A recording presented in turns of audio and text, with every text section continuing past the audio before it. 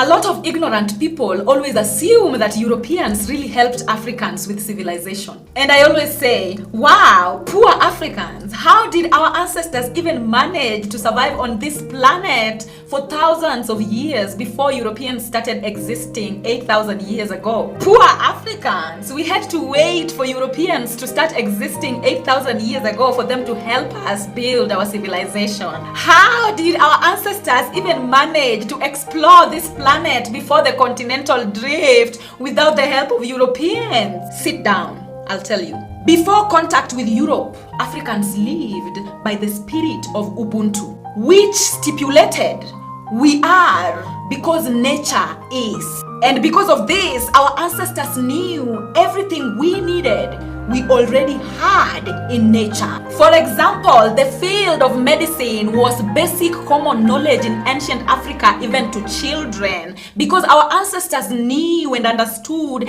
that plants look like the body parts they cure. For example, carrots look like the eye because they cure the eye. Kidney beans look like kidney because they are good for the kidney. Avocado looks like the uterus. Olives look like the ovaries. Ginger resembles the stomach because it helps with stomach issues. Sweet potato and pancreas are identical. Walnut and the brain go together.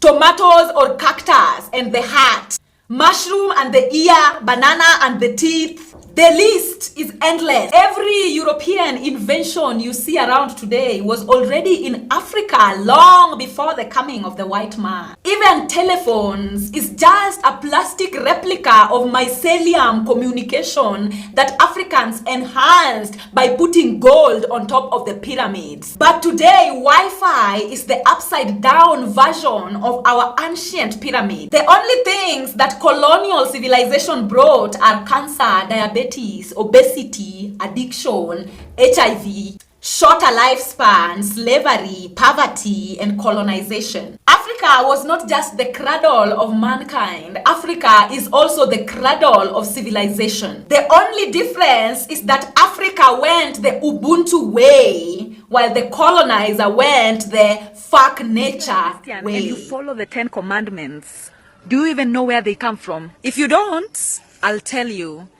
As I've always said, the Bible is a plagiarized document that was used to lure slaves into fear. Those which the Christians call the 10 commandments were nothing but affirmations from the 42 laws of ancient African goddess from Kemet called Mat. What the thieves did was they took Mat's affirmations, personal affirmations that started with I have not, and plagiarized them and turned them into you shall not. And out of 42 laws, they chose only 10.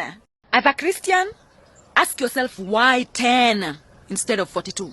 The Bible contains truth, yes, but is it the whole truth? No, it is just droplets of truths that were taken from different communities and plagiarized into one in order to control people.